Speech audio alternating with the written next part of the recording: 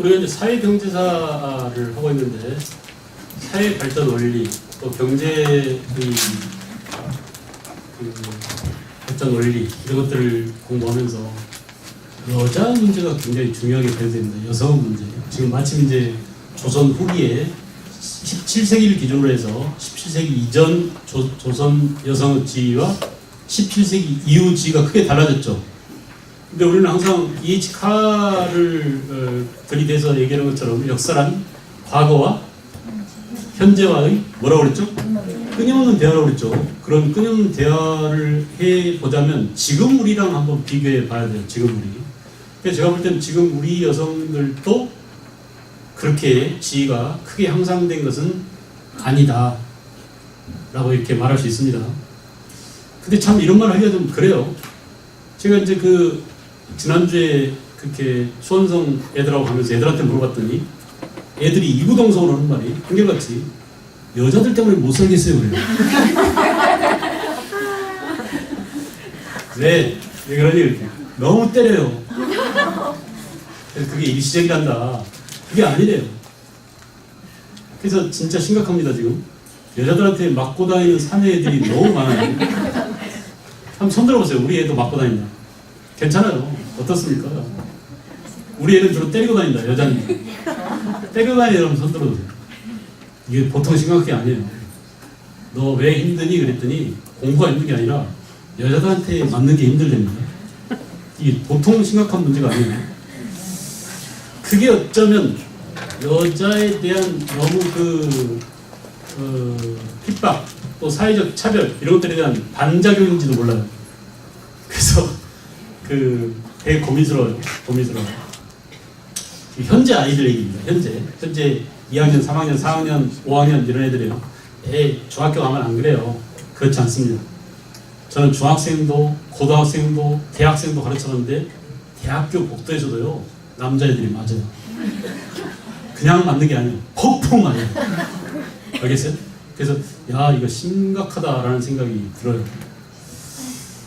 우리가 이제 전통적으로 보자면 여성 우위의 사회가 훨씬 더 길었어요. 인류 역사 전체를 통틀어 봤을 때. 그렇지 않나요? 구석 시대부터 신석 시대까지는 거의가 어머니 중심의, 모계 중심의, 시족 중심의 사회였잖아요. 그래서 여성들이 생활을 주도하고 분배를 주도하고 그죠? 이런 일들을 해왔는데 언제부터 남자 위주 사회가 됐다고 했죠? 청동기 시대부터. 그래서 청동기 시대부터 오늘날까지 남성 위주 사회가 계속됐어요. 그 중에 이제 그림자 노동은 특별히 자본주의가 진행되면서 이런 것들이 심화되는데 우리나라에 소개된 지가 얼마 안 돼가지고 어머니들이 좀 들어보기 힘든 그런 개념일지도 몰라요.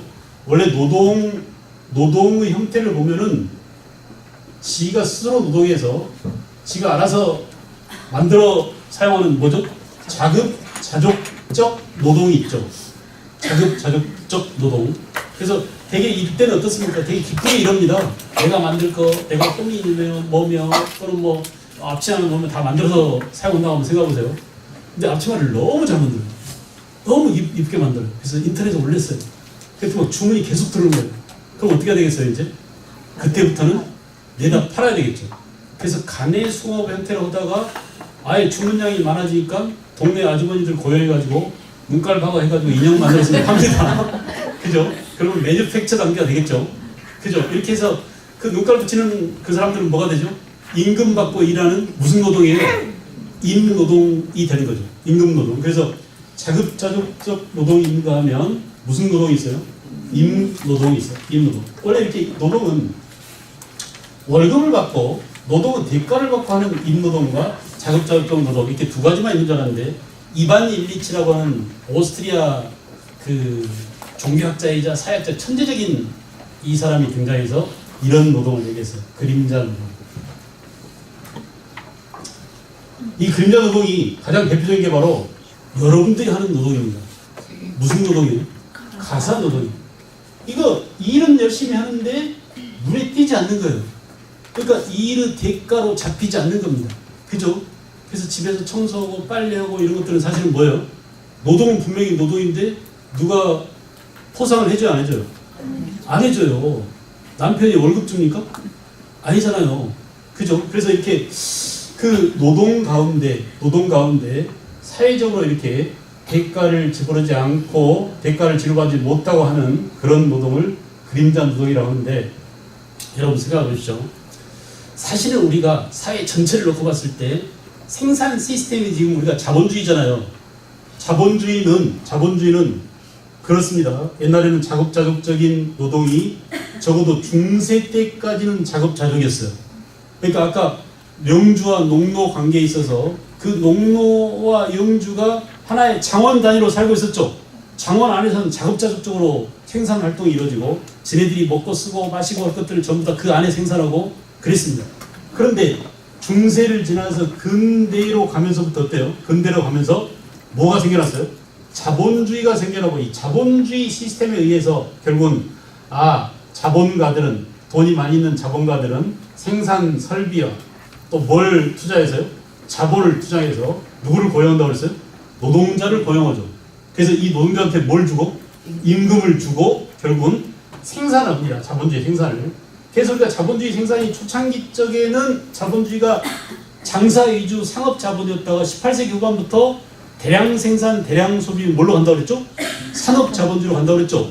이때부터 이제 이 생산 설비를 대고 또 토지와 공장과 이런 설비를 대고 그리고 자본을 투입한 이 자본가들이 노동자들을 고용해서 그들에게 임금 주고 상품을 생산하는데, 이 생산된 상품이라고 하는 이놈은 어떻게 만들어진 거예요? 자본가 혼자 만든 게 아니죠. 노동자 혼자 만든 게 아니죠. 결국 그래서 이 생산품이란 사회가 함께 만든 거예요. 이걸 우리가 사회적 생산 이렇게 말합니다. 생산은 어때요? 사회적으로 이루어져요.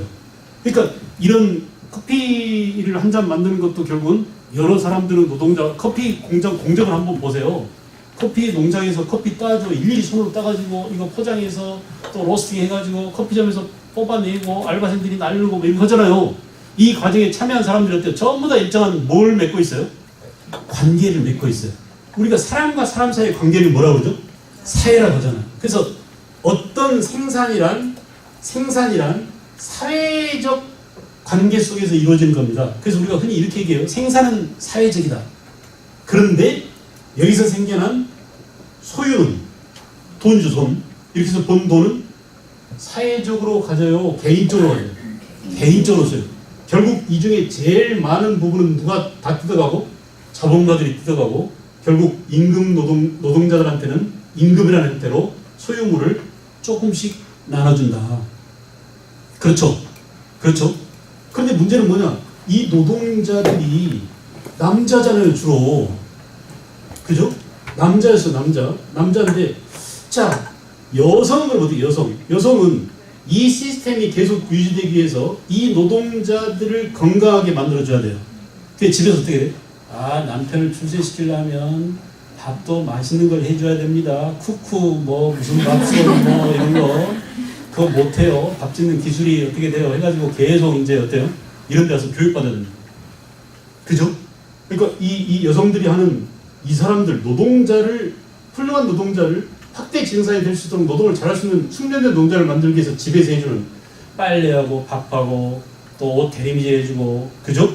그리고 잘 먹이고 이런 것들은 전부 다 여성들의 몫인데 이것이 사회적 생산 비용으로 계산돼야 안 돼요. 안 되고 이게 바로 무슨 노동이라고요? 보이지 않는 그림자 노동 뿐만이 아닙니다. 이 사람들이 누구를 낳아야 돼? 자녀를 낳아야 돼.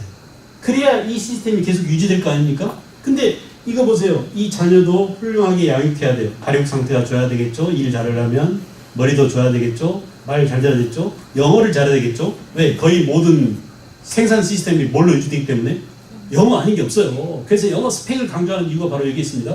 근데 당신은 자녀 교육을 잘 시키시나요? 좋은 학교 보낼 능력이 있나요? 능력 없는 엄마를 둔 누가 무슨 얘기해가지고 요즘 난리가 아니죠. 그래 안 그래요?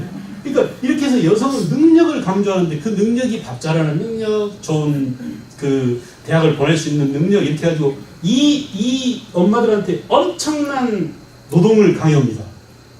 그죠? 내가 작년에 강화도 그 엄마들 모시고 1박 2일도 안 해요. 아침 8시 반, 9시쯤 출발해가지고 우리 몇 시에 왔었죠? 한 4시쯤 왔었나요? 잠깐 가서 한 바퀴 돌고 구경하고 왔는데 엄마 몇 분들이 막 울먹울 오는 거야. 왜요? 그때 10년 만에 처음 외출해요. 자기 혼자 여행 온 게 10년 만에 처음이에요. 그동안 결혼하고 허덕허덕하고 허덕허덕한 게 뭔지 아세요? 전부 그림자 노동인 거예요. 그림자 노동인 거예요. 남편을 잘 남들보다도 돋보이게 대림도 잘해야 돼. 좋은 옷 사 입혀야 돼. 더 싼 거, 그래도 더 실용적인 거, 비싸 보이는 거, 백화점 세일할 때 이거 다 쫓아다니면서 뭐 했어요? 그림자 노동 했어요. 이게 사회적으로 계산되지 않아요. 알겠죠? 그리고 아이들도 그렇게 만들려면 좋은 학교 보내고 좋은 유치원 보내고, 알겠어요? 그런 것들은 전부 다 누구 능력으로 치부되는 거예요?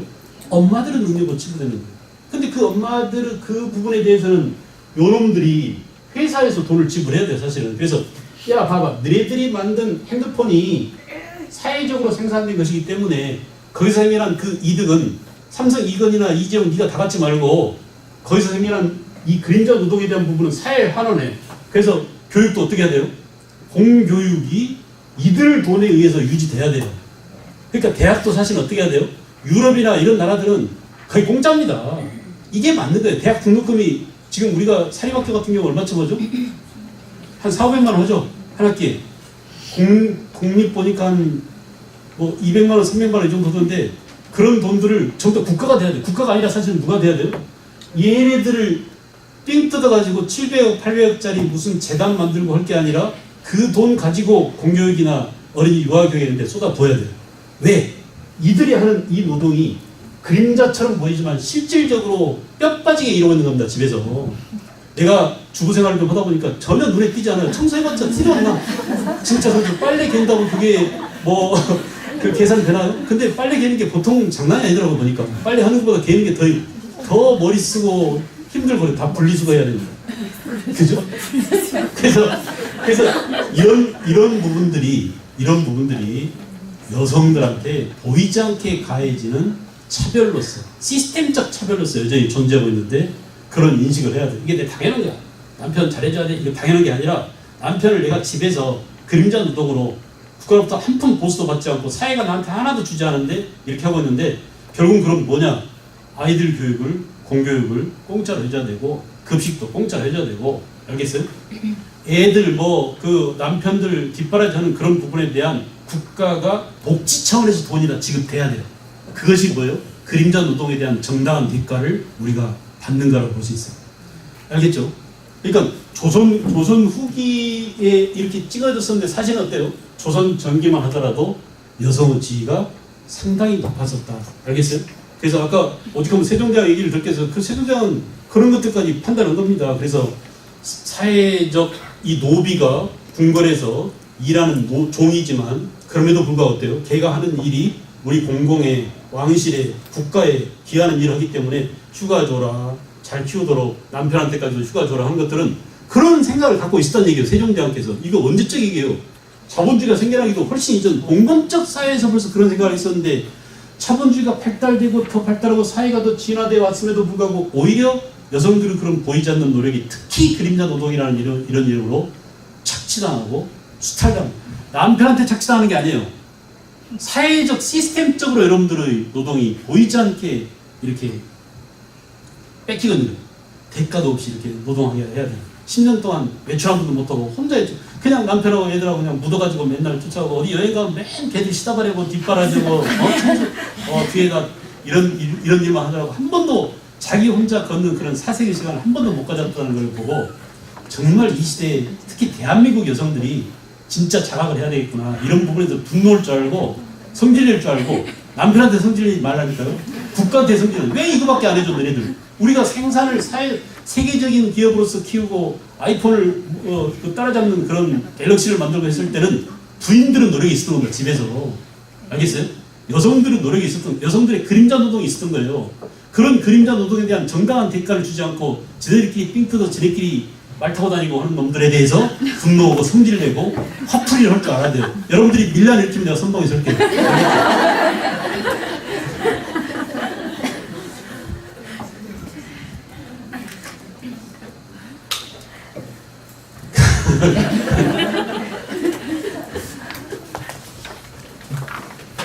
바로 익형 잡혀가니까 준비를 잘 해가지고 없어요.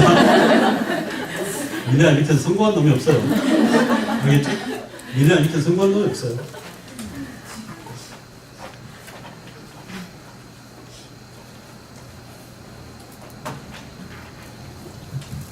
자, 그 다음에 이제, 그러니까 이런 관점에서 봐야 돼요. 한마디만 덧붙이자면, 인구라고 하는 놈은, 여러분들이 경제나 이런 것들 배우면 금방 알 수 있죠. 인구는 한편으로 뭐예요?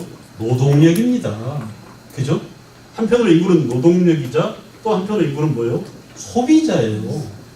그러니까, 근대가 돼가지고, 자본주의가 돼가지고, 이 자본주의라는 이 놈들이, 이 생산 시스템이 결국 뭐냐? 인구라는 것을 어떤 관점으로 대해요? 노동력을 만들어내고 소비자를 만들어내는. 그러니까 말 잘 듣는 노동자와 알겠어요? 멍청한 소비자를 만들려고 합니다. 그러다 보니까 어때요? 이 새끼들이 하는 교육이라는 이 자체가 어때요? 완전히 말 잘 듣는 멍청한 그런 노동력과 소비자를 만들기 위한 교육. 내가 보니까 잘 가르치려고 하지 않아요. 아이들을 진짜 똑똑하게 만들려고 하잖아요. 아이들을 진짜 똑똑하게 만들려고 하는 것은 아이들이 어떤 생각을 갖는 게 똑똑한 거예요? 네? 창의적이고 비판적인 생각을 나한테 위해를 가져오거나 우리 시스템, 우리 사회 전체에 잘못된 방향으로 가면 거기에 브레이크를 걸고 제동을 걸고 저항할 줄 아는 이게 민주주의의 기본이에요. 우리가 민주주의라고 하는 이 시스템을 처음 만들 때 도입된 게 뭐냐? 저항권이었어요. 우리한테 압박을 가하거나 우리를 수탈하거나 우리를 착취하거나 우리를 억압하면 그 억압에 대해서 정당한 저항을 할 수 있다. 이게 바로 뭡니까? 시민혁명. 시민혁명이라는 저항권 속에서 뭐가 발전했어요? 민주주의가 발전했어요. 저항을 못하게 근본적으로 막아버리면 이거는 민주주의 안 하겠다는 내용과 똑같습니다. 제가 밀란을 일으키자고 저항하자는 얘기예요. 우리한테 올바른 방향을 제시하지 않고 우리를 전부 다 핍박으로 몰아넣으면 거기에 정당한 저항을 할 수 있는 저항권을 가져야 민주주의가 제대로 가는 거죠. 그러니까 교육을 보면은, 교육 내용을 보면은 교육에 대해서 여러분들이 불만 가지 안 가죠? 같습니다. 고등학교 교실 현장을 딱 가보니까요. 전체 학생 수가 한 300명 된다고 보세요. 한 학교에 20명, 30명만 특별관리해요. 그래서 걔들은 집중적으로 인서울시키고 서울대 연고대 버리려고 마구 다른 교실 따로 모아서 거기다가 방과 후 수업 끝나고 밤 11시, 12시까지 공부시킵니다. 나머지 애들은 어떻게 하는 줄 아세요? 어떻게 하는 줄 아세요? 나 몰라라요. 제발 사고나 치지 마라. 엎드려 자도 괜찮아. 수업 시간에 그냥 조용히만 있어. 딴 공부해도 괜찮아. 이게 교실 현실이에요, 지금. 지금 대한민국 교육이 이래요. 근데 그게 뭐예요? 전부 다 이렇게 하면, 그래, 멍청하게 해도, 돈만 잘 쓰면 돼. 게임이나 열심히 해. 알았어요? 이거요. 알바 만드는 겁니다. 비정규직 만들고, 찍소리 말고, 따라와, 가만히 있어. 이게 아주 상징적인 표현이 바로 뭐예요? 가만히 있어요. 가만히 있어. 사고나 치지 마. 너희들. 엘리트들은 우리가 끌고 가서 애들만 잘 키우면 돼. 나머지들은 그냥 따라와. 이런 것들이죠. 그러니까 결국은 제가 맨날 욕하는 게 요 시스템. 이것이 우리를 이렇게 만들었었어요. 알겠죠?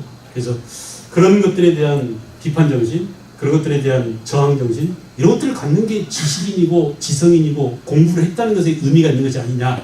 이런 생각을 해요. 그러니까 꼭 밀란 이 기자는 그런 취지로 했던 게 아니라 아시겠죠? 자, 지금 보세요. 그래서 조선시대에도 인구를 관리했어요. 인구가 이만큼 중요하기 때문에 인구를 관리했는데 국가가 필요한 인적 자원 똑같습니다. 국가가 존재하는 항상 사람이 필요하죠. 3년마다 호적 대장을 수정해서 잤어요. 여러분 잘 배우지 않았었죠? 이런 내용은 우리가 호적을 3년마다 다시 만들었어요. 그래야 될 거 아니에요? 죽은 사람 파악해야 되고 새로 생겨난 사람 파악해야 되고 그죠? 군대 갈 놈들 나이를 알아야 군대 갈 놈이 몇 명쯤 되는지 파악할 수 있잖아요. 그래서 3년마다 인구 센서스를 하는 거나 마찬가지입니다. 우리는 지금 인구 센서스 2년마다 하잖아요. 조선시대는 몇 년마다 했다고요? 3년마다 했었어요. 이렇게 비교해두면 금방 이해가 갈 겁니다. 그 다음에 분연별 인구를 근거로 해서 특산물이나 분역을 부과했기 때문에 호적은 그만큼 중요한 국가가 관리해야 될 인적 자원을 관리해야 될 기초 장부가 바로 호적이었다. 자, 인구 구성은 이런 것들이 되게 디테일하게 나와서 7차 교육과정에서는 인구 구성은 인구 통계는 누구만 잡힌다고요? 남성. 문제가 어렵게 나올 때 이런 것을 묻습니다. 호적에 잡혀있는 인구는 남성만이다. 왜 남성만 인구로 등록? 그러니까 세종 때 인구가 1000만이다 이럴 경우에 어때요? 남자만 1000만 명 있었다는 얘기예요. 그럼 곱하기 2 하면 2000만 명 되겠죠. 되게 남자하고 여자 수가 되게 비슷비슷하잖아요. 그러니까 그 남성만 기록돼 있었다. 공납이나 특산물이나 군역 대상자가 남자이기 때문이다. 경상, 전라, 충청도의 전 인구의 50%가 거제. 지금하고 완전히 다르죠. 지금은 전 인구의 50%가 어디 있어요? 수도권에 다 있어요. 서울에 한 1000만 명, 나머지 경기도에 한 2000만 명, 그죠? 합쳐서 다 2000만 명. 그러니까 2200만 명쯤 되면 4500만 명 중에 절반쯤 되죠. 전국의 절반이 수도권에 있는데 조선시대는 경상도, 전라도, 충청도의 전 인구의 50%. 왜 그럴까요? 인구는 어디로 모입니까? 먹을 게 많은 쪽으로 모여요. 수도권에 이렇게 인구가 많다는 얘기는 여기가 그래도 먹거리가 많다, 먹을 게 많다, 직장이 많다 이런 얘기겠죠. 조선시대는 어디로 간다고요? 충청, 전라, 경상도. 이것을 하삼도라고 합니다. 해보세요. 뭐라고요? 하삼도. 아랫역에 있는 세 가지 삼도. 여기에 전 인구 50%가 거주해 있었다. 경기 강원도에 20%, 평안도 한경도에 30%. 이건 어때요? 되게 사람이 살기 척박한, 농사가 잘 되지 않는, 그죠? 자, 세종 때 공시 인구가 22만 가구, 패밀리가 22만 패밀리입니다. 호가 가구잖아요. 그리고 77만 6천여 명 성인 남자만 이렇게 잡혔다고 그래요. 세종 때. 그래서 실제로는 호적에 등록된 성인 남자니까 어린이나 60살 이상의 노인은 빠져있는 인구 통계입니다. 아시겠죠? 그리고 실제 인구는 약 400, 500만, 600만 명 정도로 추정한다 라고 했어요. 외란 이후에 외란 때 많이 죽었지만 자연 증가분이 있었기 때문에 500만 명 정도가 됐었고 17세기 600만 명, 18세기 700만 명, 19세기 말에 1000만 명을 돌파. 지금은 얼마라고요? 남한만 4,500만 정도? 4천만에서 4,500만 정확히 잘 모르겠어요. 그 정도 늘었습니다. 서울 인구가 세종 때 10만 명. 지금 몇만 명? 1000만 명. 알겠죠? 서울 규모가 얼마나 확대되는지. 18세기에 20만 명 정도 됐었다. 이런 대략 내용까지 잡아봤습니다.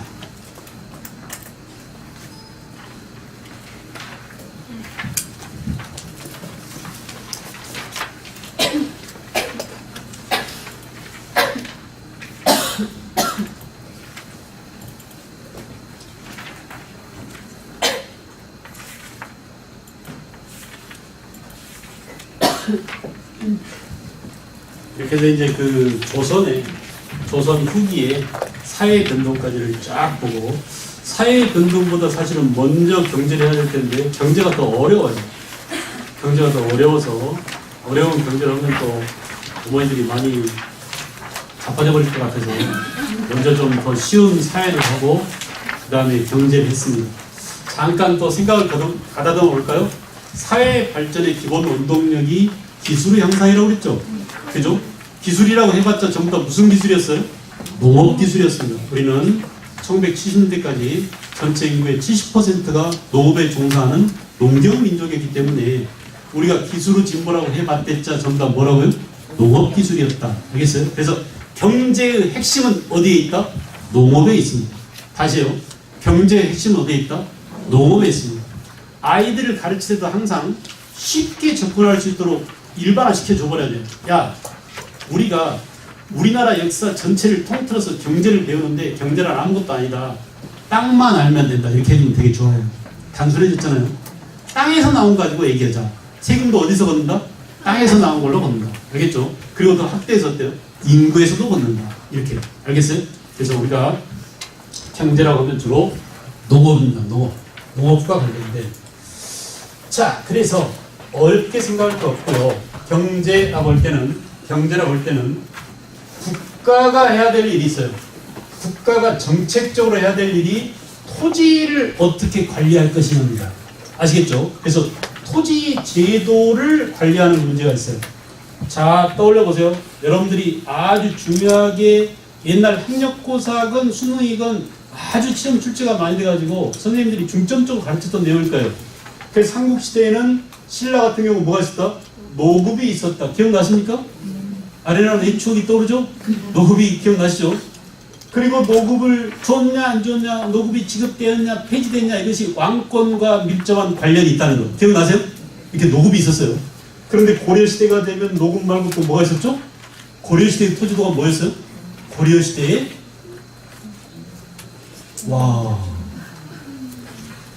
전지와 시지를 관직의 등급에 따라 주었다고 해서 뭐라고요? 전시과가 있었다. 전시과. 이거 전부 다 뭐예요?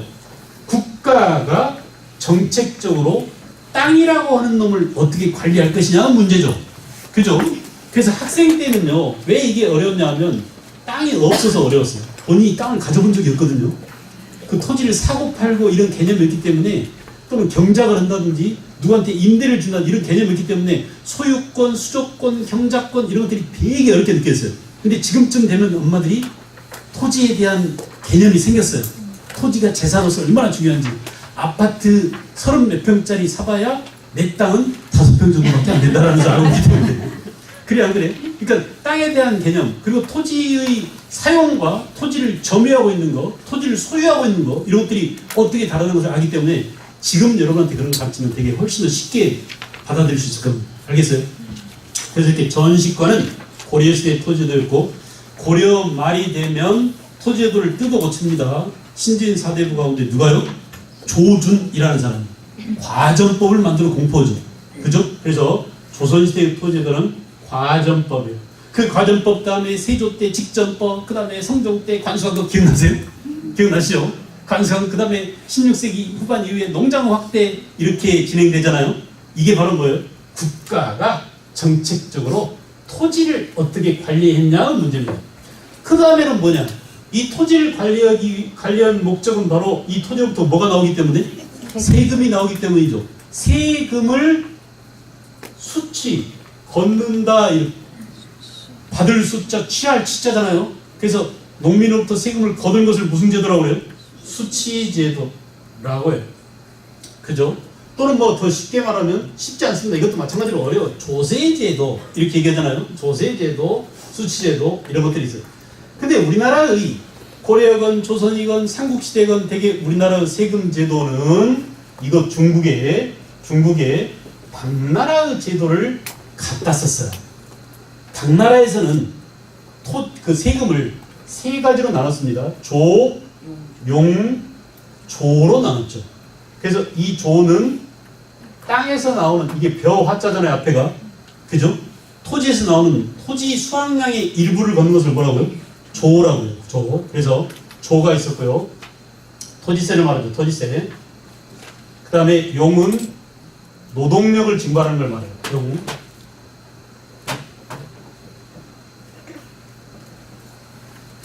용인가? 노동력을 징발하는 거죠. 그래서 노동력에는 군대 가는 일 뭐죠? 군역. 성을 쌓아라, 저수지를 만들어라, 궁궐을 쌓아라, 이건 뭐죠? 노동력을 제공하는 거죠. 요역, 이렇게 노동력이 있었다. 용. 그 다음에 또 다른 조가 있습니다. 이 또 다른 조는 뭐죠? 특산물이에요. 특산물. 그래서 이 특산물은 지역마다 달랐잖아요. 군 단위, 현 단위로 군현마다 따로 징발했던 특산물, 이렇게 조, 용, 조 제도가 있었어요. 조, 용, 조 제도. 그래서 조는 토지를 기본으로 하는 거고, 용은 뭐라고요? 인구를 기본으로 하는 거고, 그래서 이걸 인두세라고 합니다. 말로 해볼까요? 뭐라고요? 인두세. 사람 머리수대로 내는 세금이라 해서 인두세 이렇게 얘기해요. 인두세. 그리고 특산물은 9년 단위로, 역시 9년 단위로, 아까 조선 후기 보니까 이것도 역시 인구 비례로 매겼다라는 것을 알 수 있습니다. 이렇게 우리나라의 세금제도, 국가가 만든 세금제도, 수제도는 거의가 다 중국의 조용조에서 왔었다. 알겠죠? 그래서 자, 그 중에 토지세는 전세, 우리 이제 전세라고 하죠. 전세, 토지세, 토지세, 조에 해당되는 거죠. 토지세. 그 다음에 특산물을 뭐라고 부르죠? 공납이라고 했어요. 오케이? 특산물을 뭐라고요? 공납이라고 했어요. 이게 특산물입니다. 당나라식으로는 뭐에 해당되죠? 조용조 가운데 뒤에 조에 해당됩니다. 아시겠죠? 그래서 특산물을 말하고, 그 다음에 군역이 있어요. 군역. 요역은 군역과 함께 가니까 그냥 군역에 포함시켜서 군대 가는 거예요. 그죠?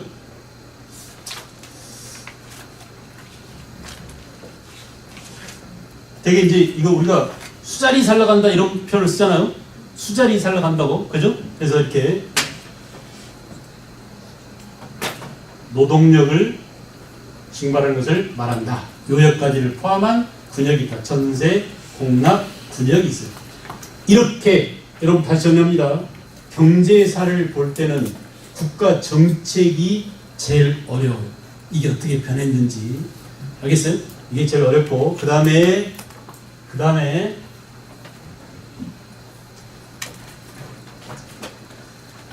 이제 산업이죠. 산업. 그래서 산업 가운데 농업이 가장 으뜸이죠. 근본이죠. 농업 위에 상업, 수공업, 그리고 광업.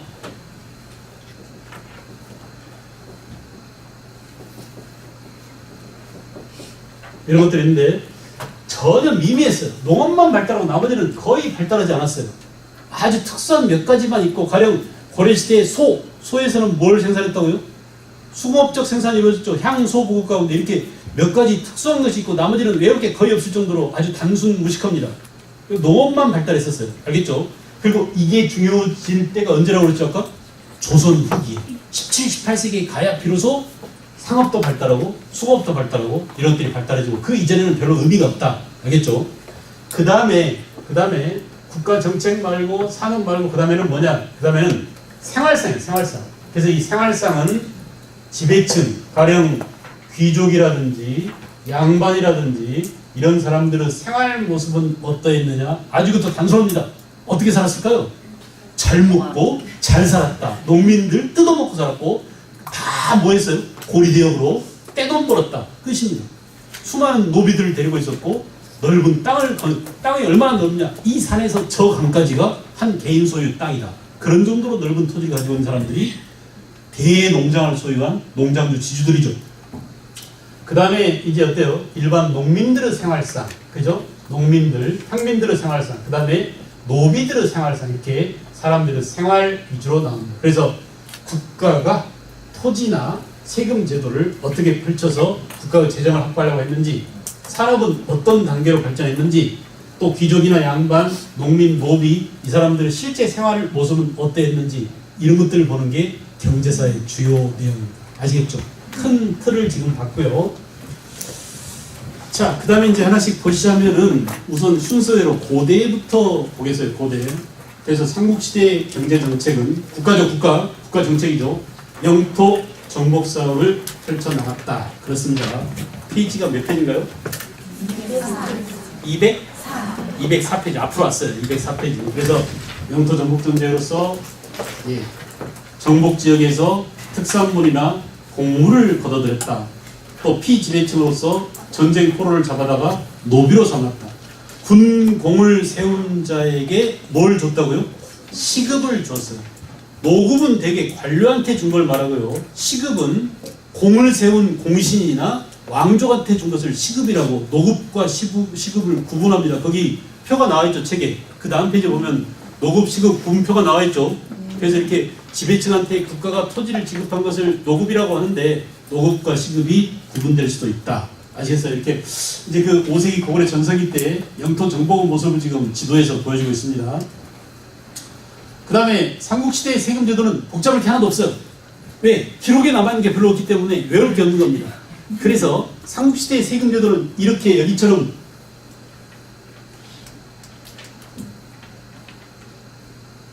이렇게 복잡하지가 않아요.